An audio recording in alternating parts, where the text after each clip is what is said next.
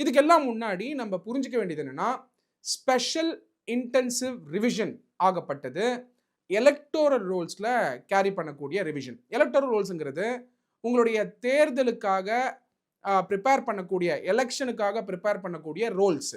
அந்த ரோல்ஸ்னா என்னன்னா, உங்களுடைய பெயர் அதுல இருந்தா தான் நீங்க போய் வோட் பண்ண முடியும். நீங்க பார்த்திருப்பீங்க எலக்ஷனுக்கு முன்னாடி எலக்ஷன் கமிஷன் வந்து ஒரு ஸ்லிப் குடுப்பாங்க. அந்த ஸ்லிப் மாரியே பல பார்ட்டி வந்து அந்த ஸ்லிப்ப ஜெராக்ஸ் எடுத்தோ, இல்ல அந்த ஸ்லிப்ப கட் பண்ணியோ, அவங்க பார்ட்டி சிம்பல ஆட் பண்ணி உங்களுக்கு ஒரு இன்ஃபர்மேஷன் குடுக்குற மாரி குடுத்து, அந்த பார்ட்டியோட சேர்த்து குடுப்பாங்க. நீங்க அந்த பார்ட்டிக்கு ஓட்டு கூட பண்ண மாட்டீங்க. ஆனா அந்த ஸ்லிப் எடுத்துக்கிட்டு போயிட்டு குடுத்துட்டு, கையில ரேகை கையில வந்து அந்த மார்க் பண்ணுவாங்க. வோட் பண்ணிட்டு வந்துருவீங்க.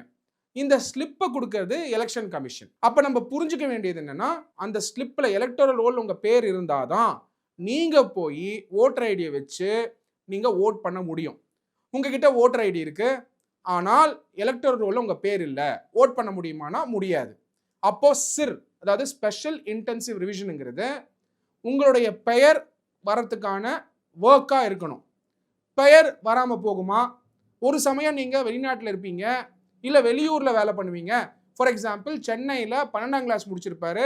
12ஆம் கிளாஸ் முடிச்சு யூஜி படிக்கும்போது எலக்ஷன்ஸ வந்து தமிழ்நாட்டுல நடத்தியிருப்பாங்க. ஆனா இப்ப யூஜி முடிச்சதுக்கு அப்புறம் ஹைதராபாத்துக்கு போயிருப்பாரு, பெங்களூருக்கு போயிருப்பாங்க. இப்போ தமிழ்நாட்டுல நவம்பர் 4ஆம் தேதியிலிருந்து ஸ்பெஷல் இன்டென்சிவ் ரிவிஷன் பண்ண போறாங்க எலக்டோரல் ரோல்ஸ்க்கு.